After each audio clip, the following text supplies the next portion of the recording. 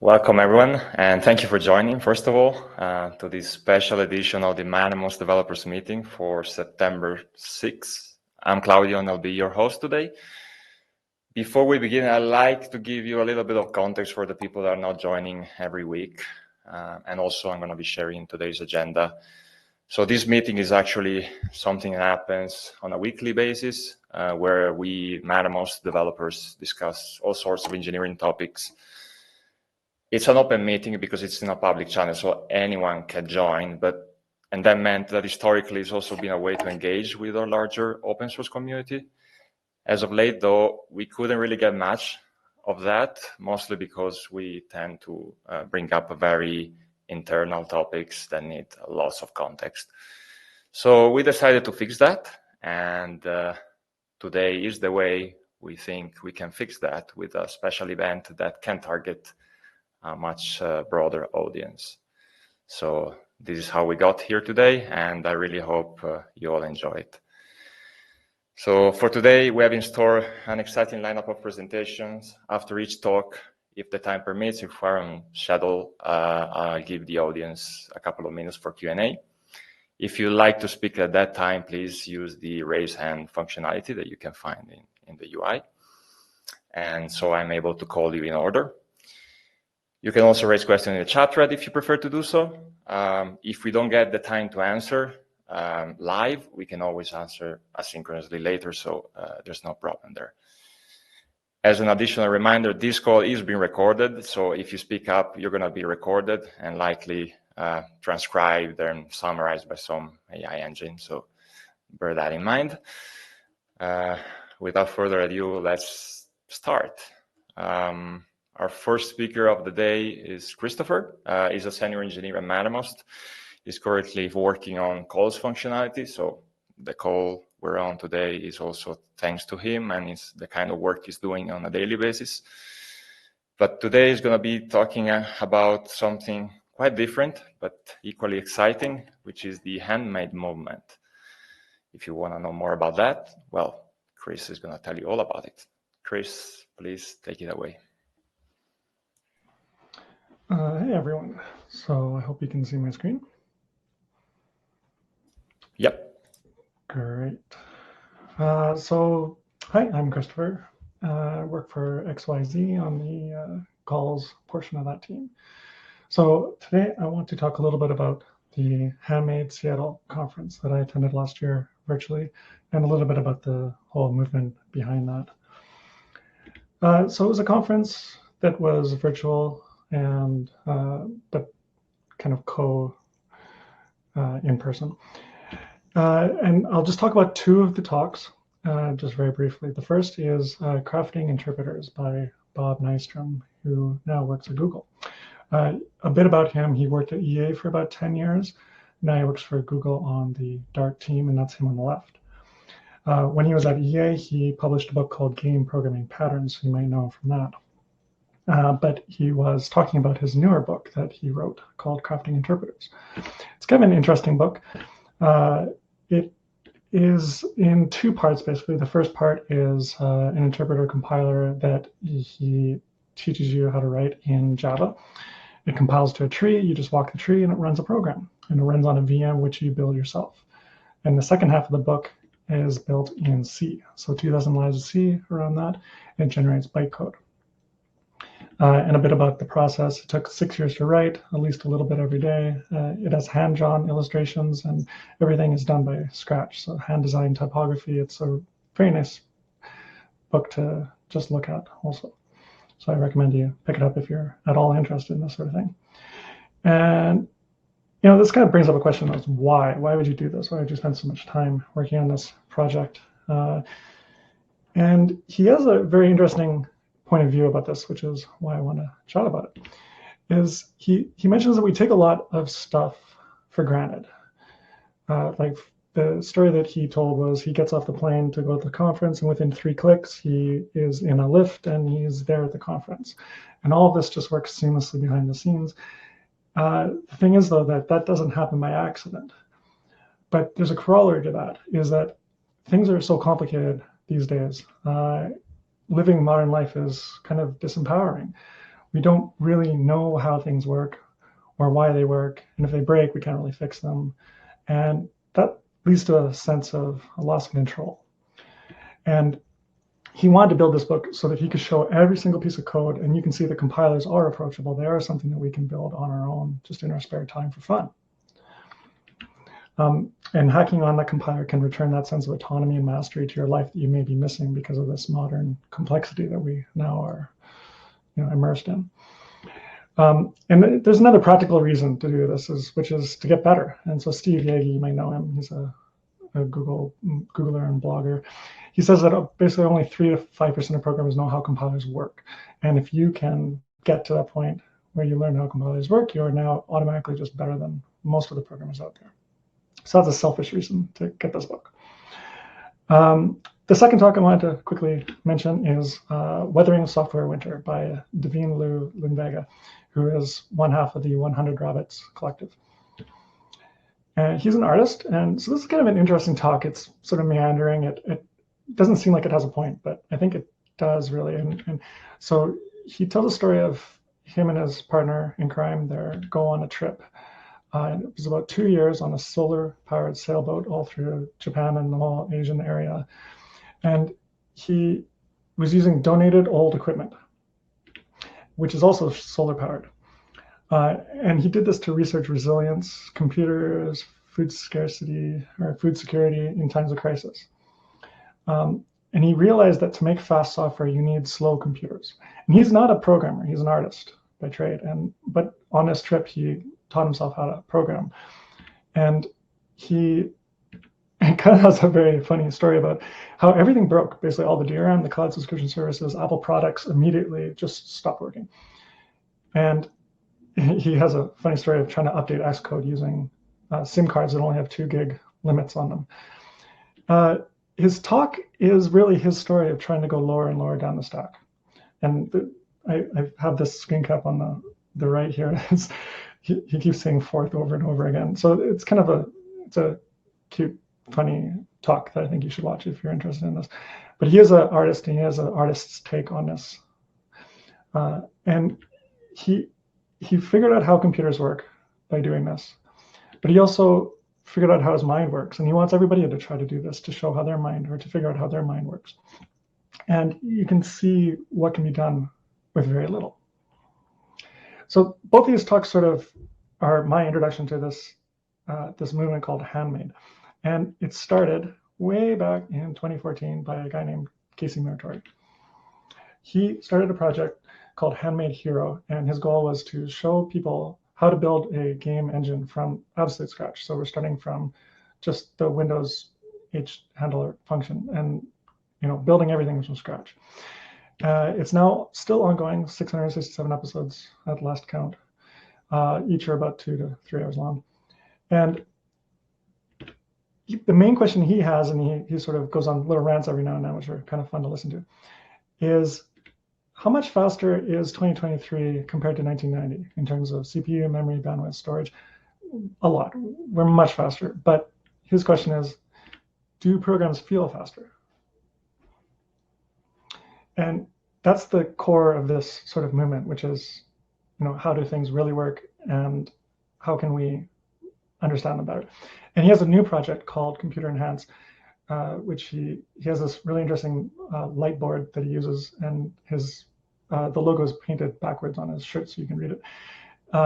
It's a very well done course, and it's to show you how computers really work. So he talks about instructions per clock, SIMD, caching, multi-threading, reading, ASM, profiling, moving data. He's now at this section of the course, and that's probably going to go for another year. Basically, how does the machine work? And the core question is why? Why would you do this? Why would you spend so much time? And he was asked this quite a lot during the early stages of Handmade Hero, is why reinvent the wheel? We have awesome game engines right now, Unity and Unreal and so forth. And his argument is the wheel is a nearly perfect invention, but we don't have a wheel in game engines, right? And if you think we do, well, wait 10 or 20 years and you'll see that we don't currently. And more importantly, we're losing the ability to build engines. We only use them. So he wants to teach that next generation of programmers how things really work. And so what can we do each one of us. Well, if you're interested in all this, you can take a look at some of the projects that have recently come up. And I think the Handmade movement sort of has encouraged this sort of going back to basics and from the ground up approach to computers. And the whole goal of this really is to find out how code runs on the machine. And if we know that, maybe we can make software that works better and make our users happier. All right, thank you very much. Hope you enjoyed it. Amazing, thank you, Chris. That was great, and I see lots of clapping, so well deserved.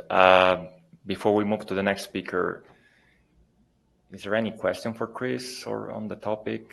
Anything you guys would like to know about?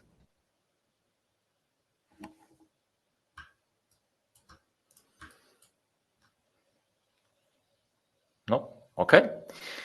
Then moving on to Agniva. Agniva is a staff engineer at Mattermost. He's a focus on pretty much everything on the back end, making sure our server application works with performance, and also working on architectural stuff, databases. He's also part of the Golang team, a long-standing contributor there. So he's actually going to be talking a bit about a Golang specific topic, which is Delve. Agniva, please take it away.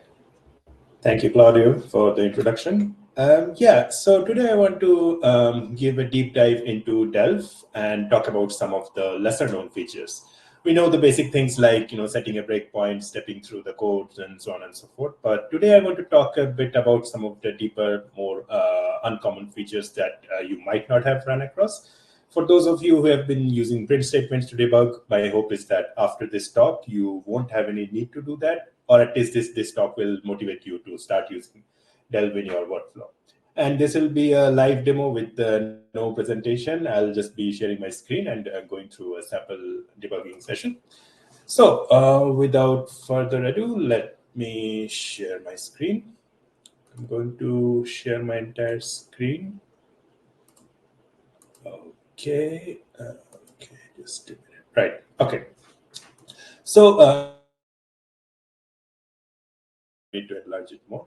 So I'll just start off with a pretty basic thing of just introducing to Delve, and then we'll jump off into some of the deeper stuff. So I just want to start off with, I want to debug the Mattermost server boot up phase. Okay, so this new server function, it does something. So let's just set a breakpoint here, and let's take it from there.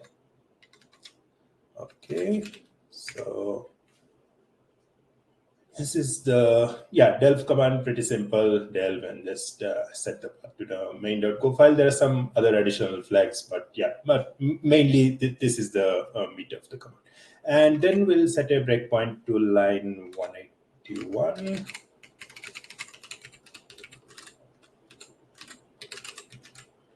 Okay, and then we'll press a cmins continue. So we'll press C, and okay, it hit line 81, and now we can do our basic stuff of stepping through it line by line, printing things. So n means next. Let's see the value of option.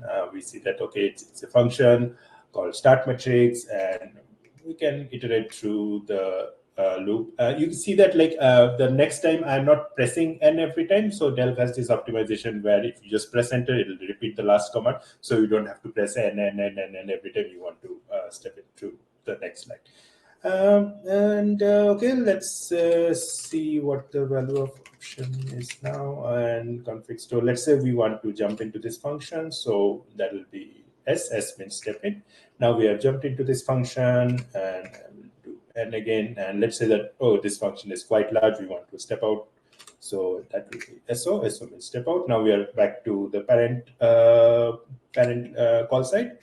Now, okay, we're just stepping through. Okay, so let's take one more thing here. Let's say that I want to see the value of this one, config. Now, if I try to print this, it says that, okay, it's actually a function call, so you cannot actually print it. You need to use call. And there it is. So this is also one more thing where you want to make function calls, and you can do that. The important thing to note here is that it's not actually advised to make function calls that mutate the program state, because that might lead to unexpected results because you're changing something that the program is not changing by itself. But you can use this to do read-only operations, like, okay, what's the value of the config, and so on and so forth. So, okay, this is pretty much like a basic overview. Now let's dive into some of the deeper things. Okay, let's see. Okay, so let's say that I want to debug a plugin startup, right? So this is where like you install the plugin and some stuff happens. Let's say that I want to debug from this point, okay? So what I'll do is I'll set a breakpoint again. Oh, by the way, you can see all the breakpoints that are set here, and I'll do clear all, and no breakpoints are there. And then I'll set a breakpoint at line 348.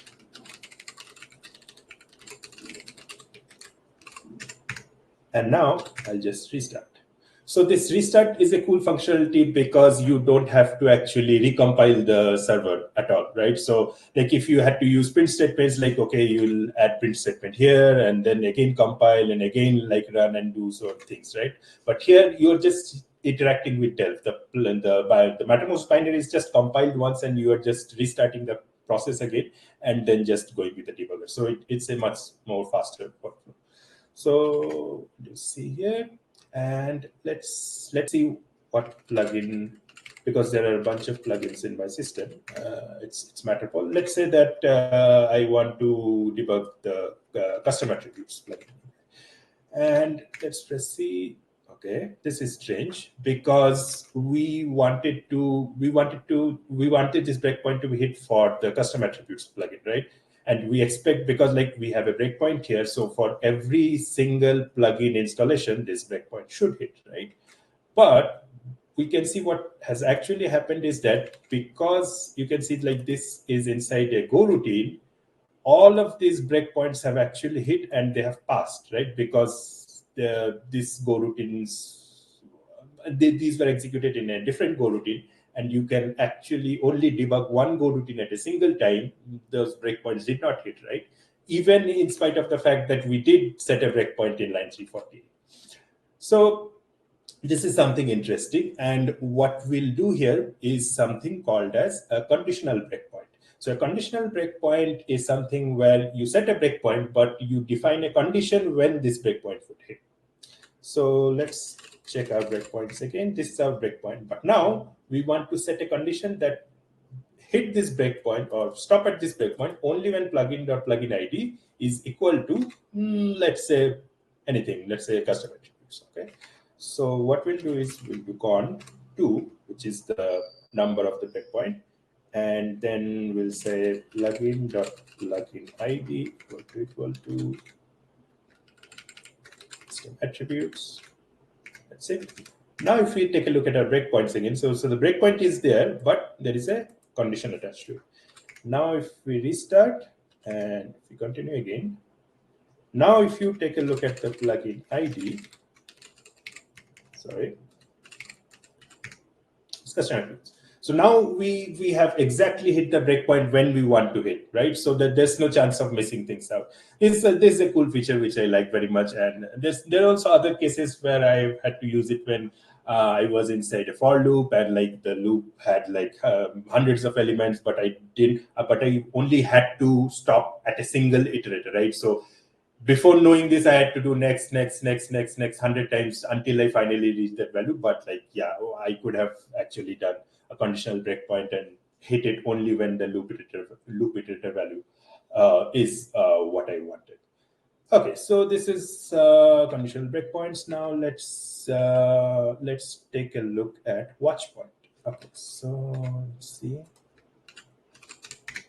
Okay, so this is a very interesting feature where you can actually watch a given memory location. So let's say that like we want to monitor all the places where ch.plugins environment is modified, right? This is very useful because like the code base might be very huge and there might be pointers and so on and so forth. So like trying to manually set a breakpoint in all of those places is a big nightmare, right? And especially in race conditions when you have like lots of Go routines trying to modify something, it's very difficult. And if you are a newcomer to the code base, then like it's crazy to try to debug this, right?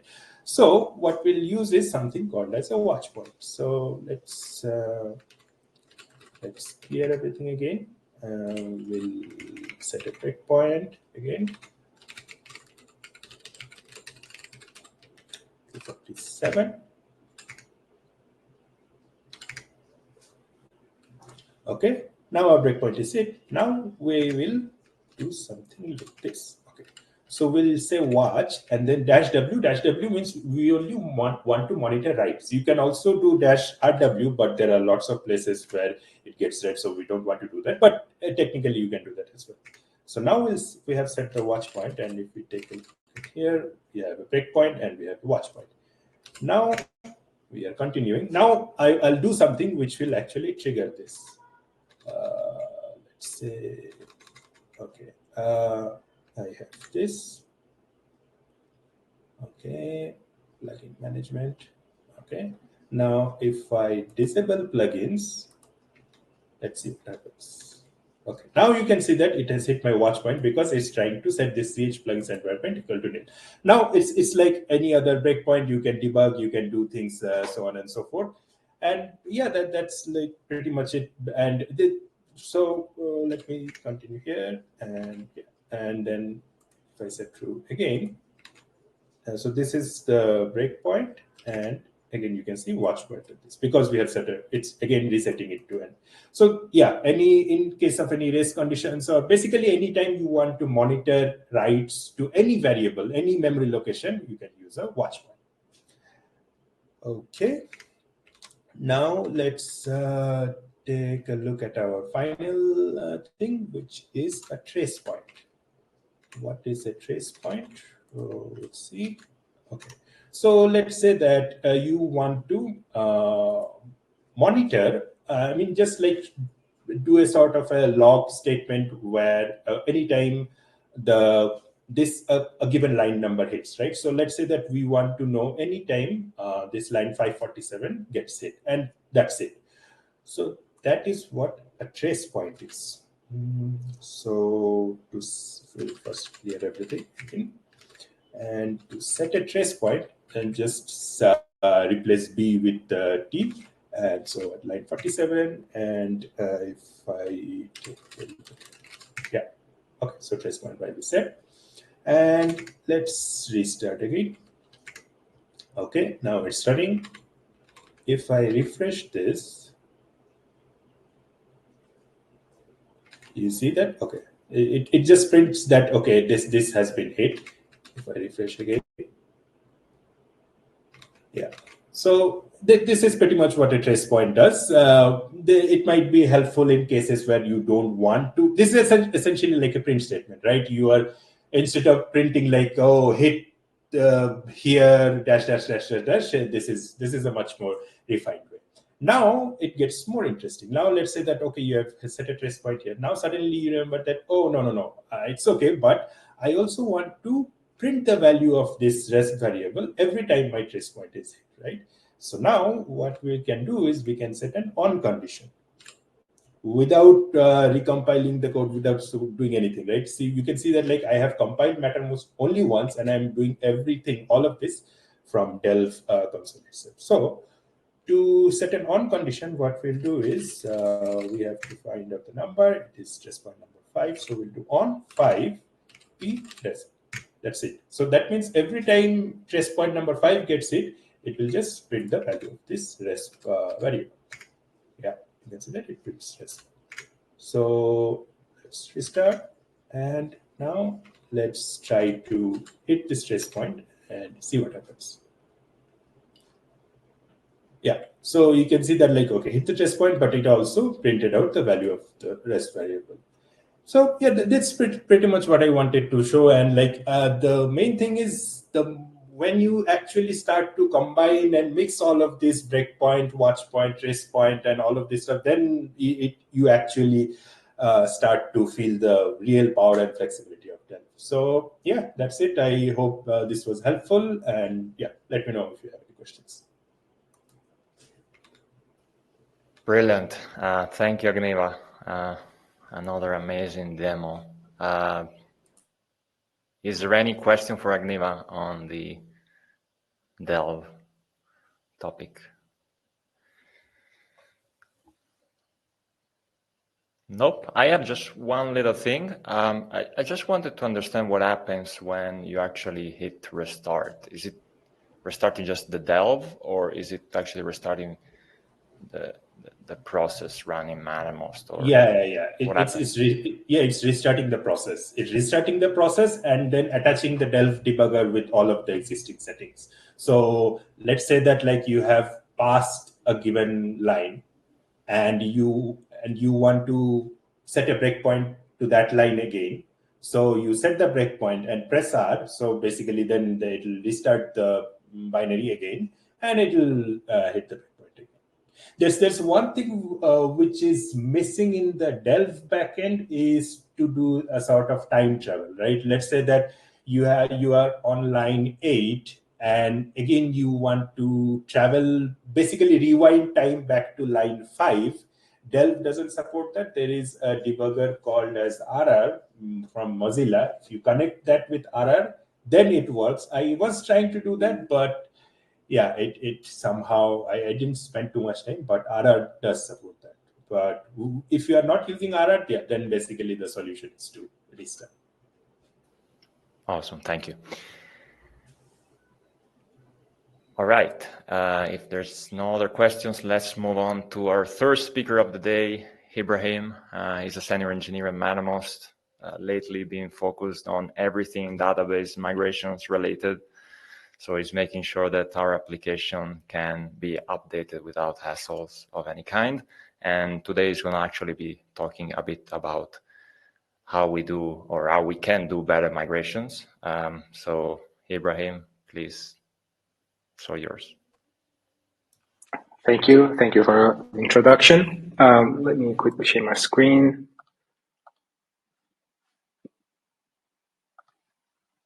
Oops. Yes.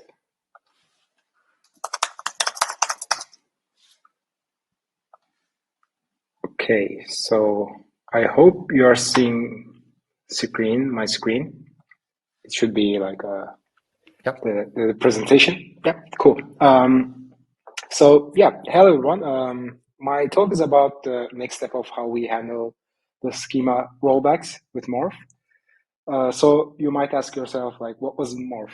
So Morph is a schema migration tool that is specifically tailored around what we require in Mattermost, but it also has, like, there are a couple of good migration tools out there, and you may ask why you have been developing this one.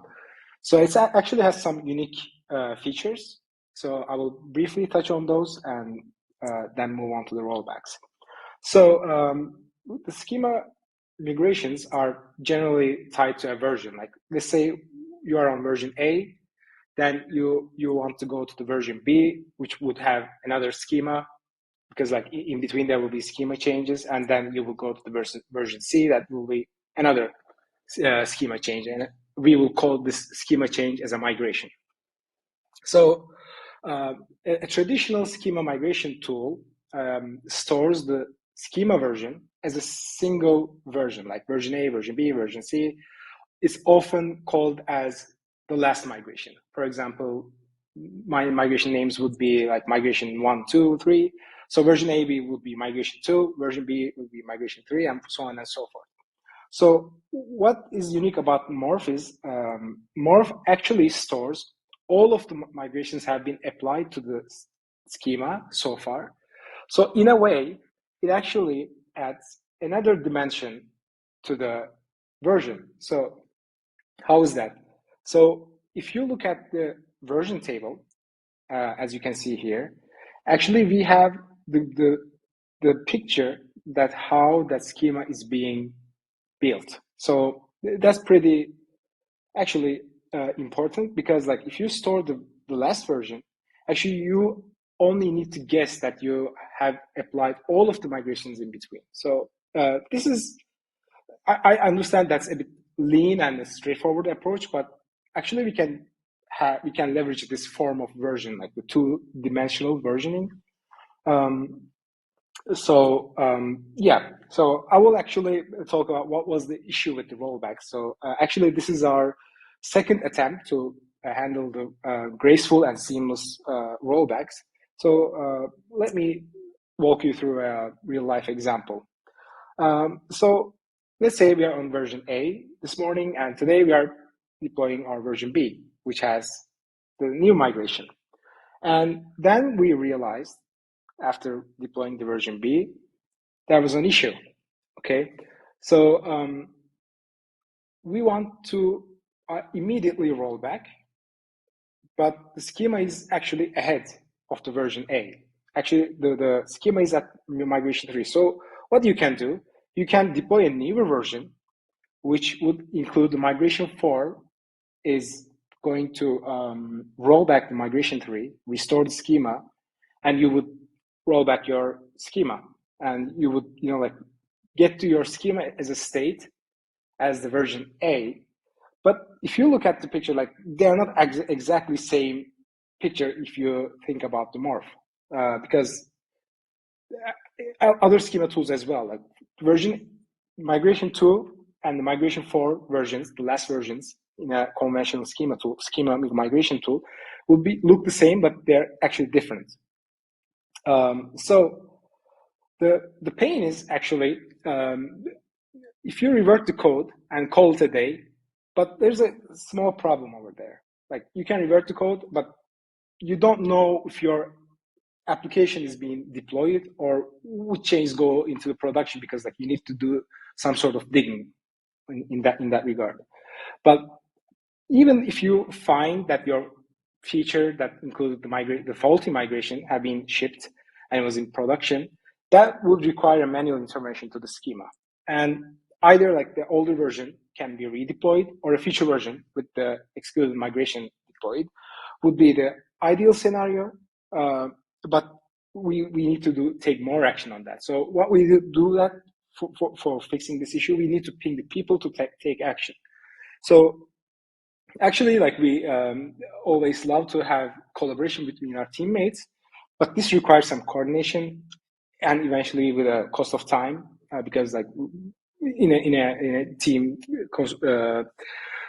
like us, we are working asynchronously and it can take some time. So that means even worse, a downtime. So actually, our first attempt to fix this issue was we wanted to persist the formula between two versions. If I'm going from point A to point B, it doesn't necessarily need to be from version A to version B. It can be version A to version C as well. But we were keeping the diff of these changes, but it's actually a bit problematic because it's incremental. It's actually not necessary, because maybe I want to go to version B, but I don't have that diff, right?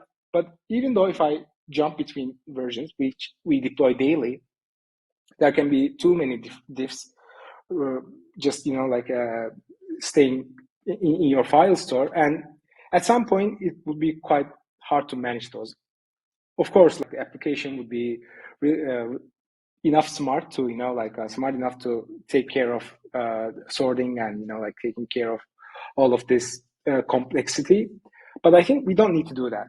So what will be the next steps? I think we can solve this by how we design the Morph way of, keeping the schema version. So here, actually, we ship all of our migrations within the binary. So all of the migration steps, that the migration 1, the migration 2, is actually embedded into our Mattermost binary. So they're always getting shipped with the new version. The new migrations come with the new versions. And we also have the database. Database has, with the current state, that it has versions and its names in the version table. But actually, we can leverage that table to include the migration files themselves.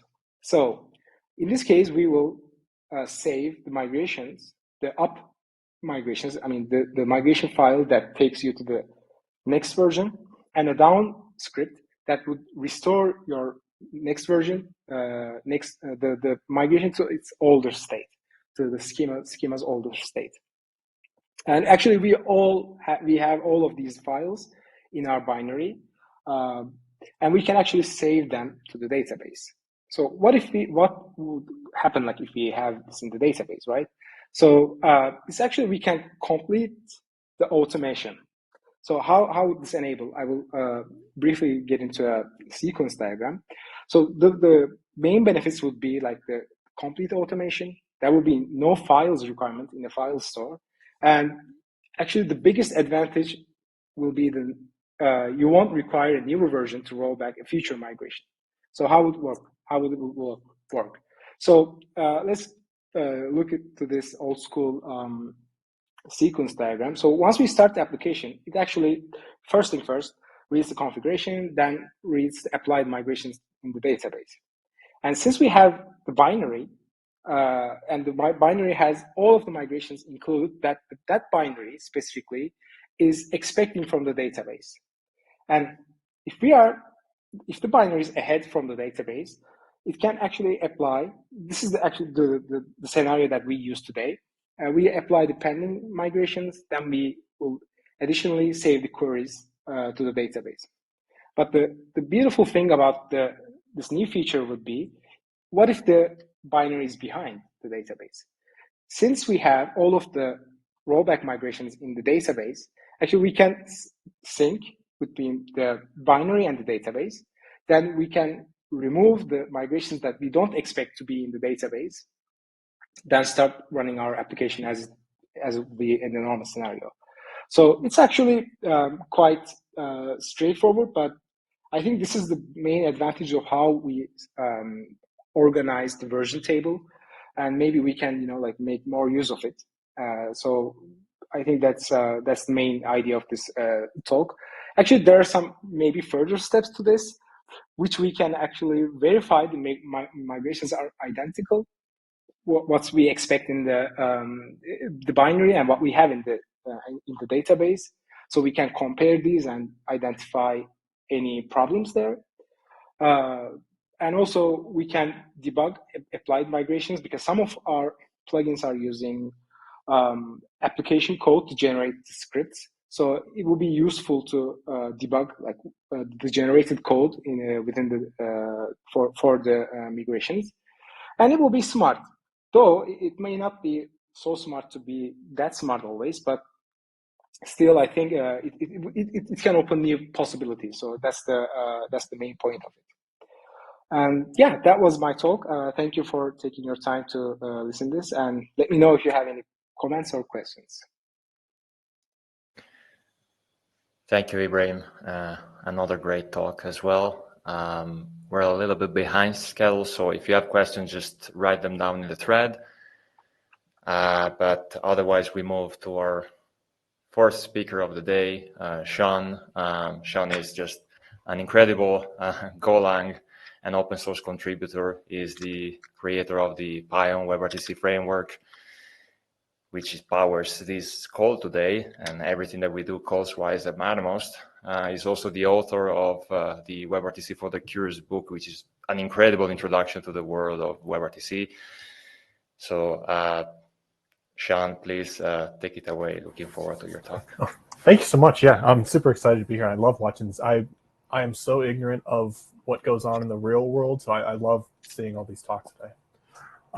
Okay, so let me put this full screen and go. So the purpose of my talk, a lot of people know WebRTC for what it can do with audio and video, but the one thing that excites me is WebRTC and what it can do, all the other kind of things that are people doing.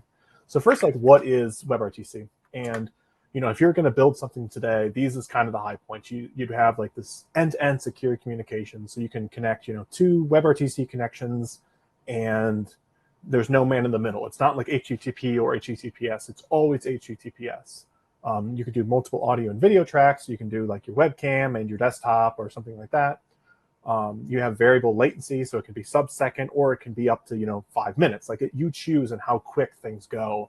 So like some people, they want really, really high quality video, and so they want to wait a little bit. Some people like, I need it in 100 milliseconds, so you do lower. And then also you can do data channels, so I can send like game controller events or pictures or whatever I want. And then the other interesting thing is like WebRTC is very ubiquitous. Like really any like you'll see it in cars, you'll see it in doorbells, you'll see it in your browser, you'll see it in mobile. That's something I've really come to appreciate. And then things you start to appreciate later are like what makes me stay in this field so long is the fact that it's a standard. So like if I want to change something with WebRTC, I can go to these organization bodies and I can say like, hey, this is exciting to me and like I want to do this. It's not like it's just controlled by a company and then they throw it over the wall when it's done. Like it's like this. That's what keeps me involved. Multiple implementations, like a lot of protocols, they'll see one implementation, but for WebRTC, you've got like people working on embedded that have written their own C implementations. You've got people that, you've got Python and TypeScript and Go. It's really like, it's a well enough understood protocol that you see it in all these places. And then also this primitive that it's not just built for servers, it's not just built for peer-to-peer, it's built in a way that everyone can accomplish what they want, and then lots of nods and ideas. So this is what I think is the real magic of WebRTC is NAT Traversal. So imagine if you have a computer, you and a friend are in completely different networks, and in your head you're like, okay, we have different public IPs, how can we talk to each other? What WebRTC takes advantage of is NAT Traversal. So I send a packet out to a foreign server, and that foreign server responds to me. You establish like a temporary hole in your NAT so that people can go in and talk to you. So like down here, I've established this NAT hole. So now I've opened up, port 50345 on my IP address. Think about it like automatic port forwarding. So instead of going into your router and saying like, I want to expose this port goes to my local computer, it's like automatic port forwarding. And now anyone can send packets in. And that's like what to me is the real magic of WebRTC. And it lets me build some of these things that we're going to talk about. So these are all the places you can go with WebRTC. So the big one is communication. If you're doing audio and video on the internet, you're probably using WebRTC. And these are like some of the big ones that people talk about. There's a lot more that you'd be surprised. The next one is censorship circumvention. So Tor will use WebRTC to connect to browsers and share information and it's way more unblockable than other protocols because you can't block WebRTC because all of a sudden all communication goes down on the internet. And so we found this great workaround where now I can, share information and files and websites with others without it being able to be blocked. And like I also don't have to download another client. Like if you have a browser, you can use this network. Another one is like life without a VPN. So we talk about that NAT Traversal. Imagine a world where you can connect directly to your servers without a jump box. So instead of having SSH into the public IP and then SSH into the internal server, like your laptop and a server inside of a network, like a private LAN or whatever, they can talk directly to each other. It's like it's less services you have to run. It's less software. It's like you don't have to keep these hosts on the public internet. I am very excited about things like this.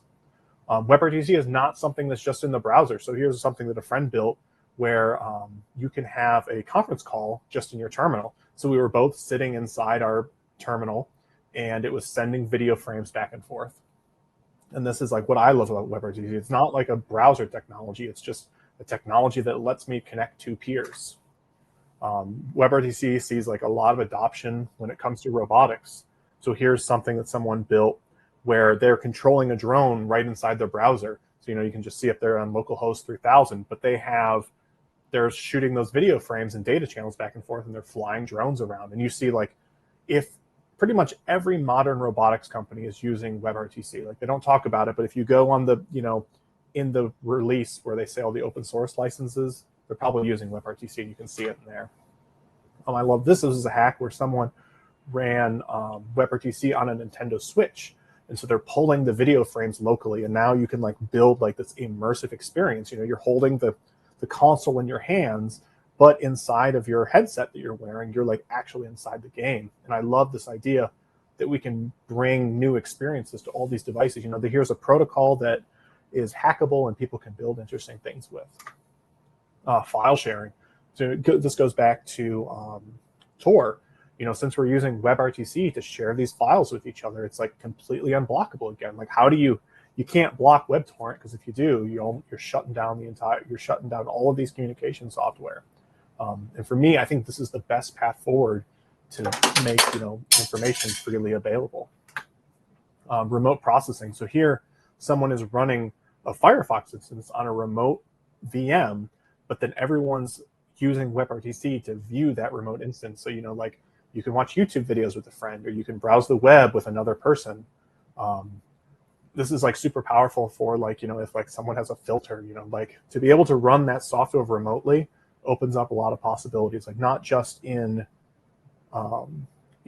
like the sharing together, but like you could run, you know, like CAD software remote. Like I use Linux, and like there's, you know, it's a pain to like have to do stuff with Wine sometimes. Like, it's really nice that I just have this remote Windows host, and over WebRTC I don't have to install some proprietary software to access it. And the one that I've been really interested in lately is broadcasting. So if I can broadcast from my browser, or I can broadcast from OBS, and I can send it back and forth in sub-second time, it opens up all of these new experiences where I can talk to someone and interact with my audience.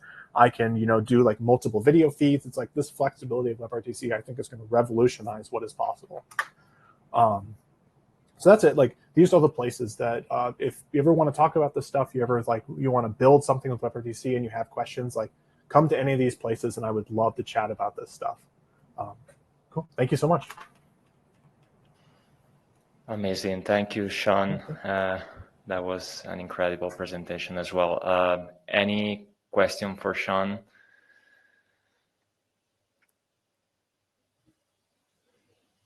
I guess I'll just fit one very quickly in. I guess I just wanted to know, what do you think company like us and the broader open source community can do to contribute to WebRTC? What kind of opportunities are there? Oh, we have lots of opportunities for contributors. So like, if you ever just jump in that channel, I mean, you've already been contributing heavily. Like, you fixed that bug with the Logr and stuff like that. So like, Mattermost has already made a huge impact on the project. But if anyone's interested, like, please drop by. Like, open source is both great for, you know, making that project better, but also for you as an individual. Like, it opens up a bunch of career opportunities and other things. Like, open source is the only reason I have a job. So if anyone's ever interested, I'm always looking to, you know, like, give out opportunities.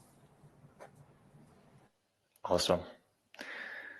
Fantastic. Let's go with our last but not least speaker. Doug is a senior engineer at Mattermost. Is a very strong backend engineer working on all sorts of things, federation, boards, and also a logging engine. And I guess that's what he's going to be talking about today. Please go ahead, Doug. Thanks, Claudio. Yeah, I'm going to be talking about a logging engine. It is an open source logging engine that's available in the Mattermost repo. It can be used in any project that you want, but it also is the logging engine that drives the Mattermost server, both for logging and for auditing. Got a quick presentation that I'll just show about this to talk about some of the features. You know, what is Logr? It's a asynchronous logging engine.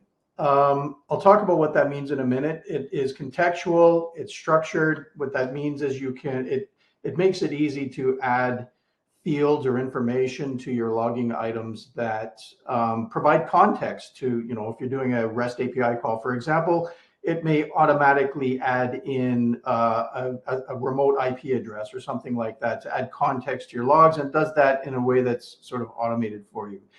And structured as well, in that it has different types of formats that are possible. Some of them become very easily machine readable, where you maybe assign fields, names, and things like that, that machines can parse out and make sense of. Another thing that's kind of unique to Logr is it has these things called discrete and customizable log levels. I'll get into that in detail in a moment. It's very extensible, super easy to create your own targets and formatters and things like that. And also, this has been developed with an eye towards efficiency. So it's been it's run under load with measuring allocations and CPU and all of those kinds of things, and measuring those against other popular logging engines in the marketplace. Very much outperforms Logr. It's very close to the performance of Zap, and we'll get into, again, a little bit more of that later. Finally, it's open source, MIT license, can be used by anybody who wants a logging engine. So one thing is, why do I want an asynchronous logger? What is that about? And the key thing is, it's about reducing latency. So a lot of logging happens during events within your application. As an example, in our Mattermost server, every single HTTP request that comes into our server generates at least a couple of items that go into the logging engine, sometimes more. In a synchronous, we used to use Zap, in fact, and that's a synchronous logging engine. And what happens there is all of the formatting and the writing out to a file, for example, all happens synchronously. And the logging call doesn't actually return until that's done. Now, there might be, I don't know, some OS level buffering on the file itself, so it may not actually hit bits on the disk before it returns, but it's still doing all of the I/O before it returns, which means that the user who's waiting for their HTTP request to finish and generate a response is waiting for these things to happen. With Logr, that's not the case. What happens is the logging calls return as fast as possible, generally just doing an in-queue operation, returns right away, and then the logging engine in the background does all of the formatting and processing and writing out to different targets and all of that kind of stuff. Meanwhile, the user's long been fully serviced and is continuing on. What does that mean? Well, if you can do your HTTP requests more quickly, for example, you're increasing the throughput of your application. So whether you're doing logging in a tight loop, or you're doing logging in response to I/O that's coming into your server, if you want to increase the throughput of that stuff, you want to make sure that your logging calls return as fast as possible. So why aren't all loggers just asynchronous? Well, they're a lot more complicated to develop and make correct.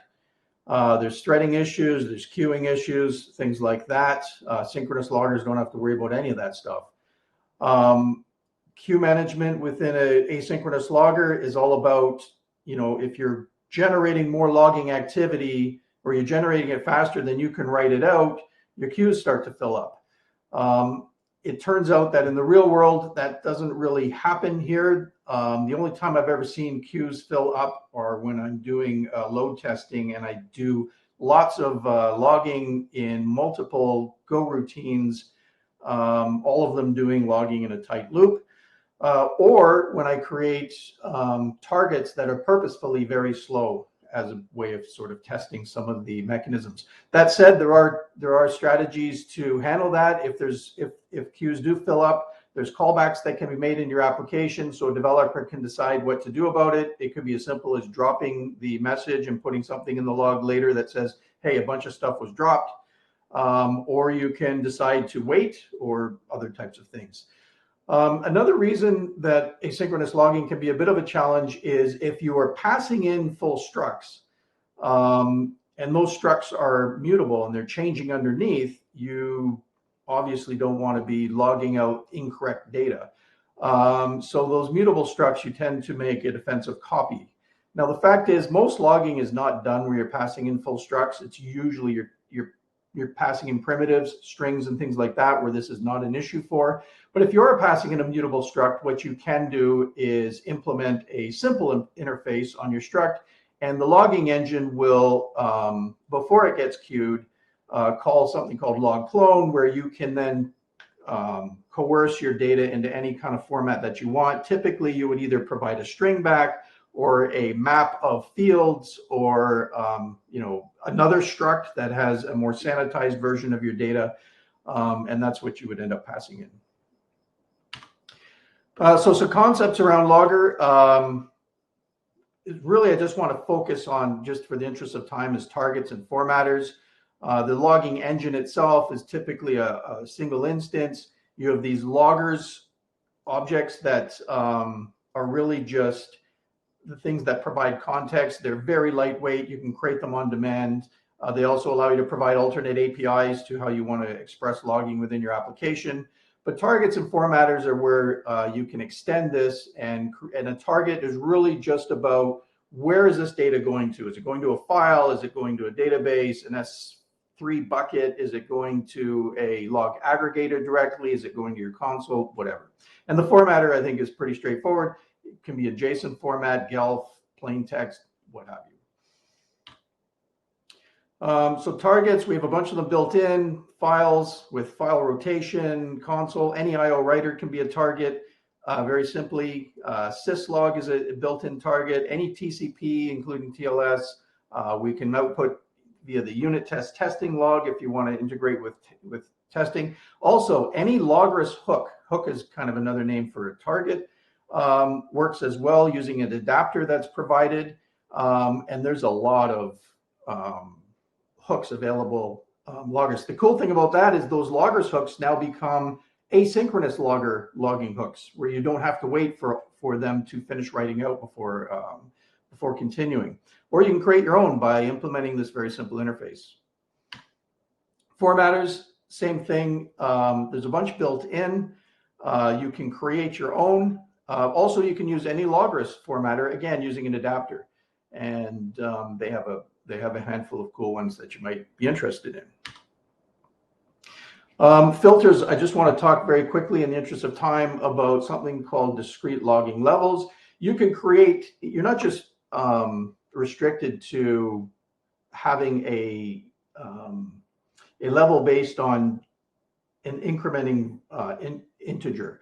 In other words, if you have a logging level of debug, it means everything below debug gets logged. It can create a fire hose effect if you turn on trace or debug in a lot of applications. What Lauder does is different. These are discrete items, and you decide for any given target which log items you want to output. And you can create your own. You can, for example, have WebSocket events going into a certain file or going, and within that you can have WebSocket errors, WebSocket debugs, LDAP errors. These are just examples. You can put as many of these things in there as you want.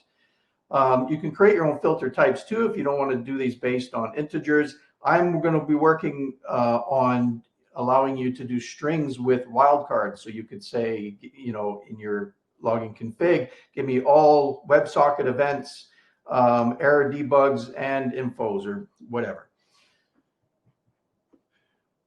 That's a powerful tool we're not using very much in Mattermost yet, but I'm hoping that we start using that because I think it could really help us in some of our debugging and incident response troubleshooting.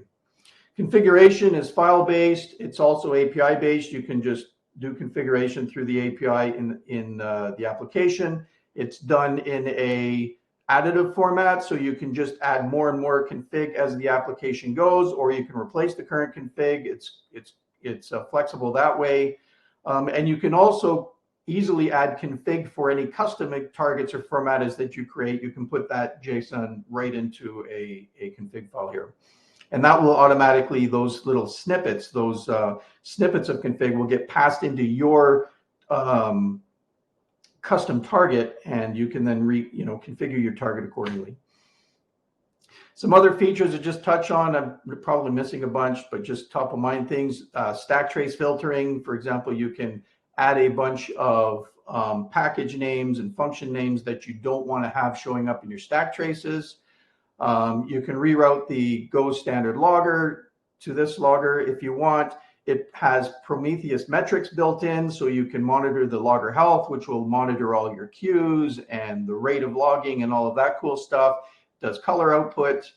So if you want to use this in your own projects, go to the repo and look at the README file, which has some sample code and teaches you how to create your own targets and things like that. So thanks very much. Thank you, Doug. Another incredible talk here. I'm going to really quickly conclude this just by saying thank you to a couple of people, Hannah, Andrew, Justin, that really made this possible, and all the speakers and the people that were able to join today and made this very special. So please consider leaving some feedback in the channel, and hopefully I'll see you again next time. Until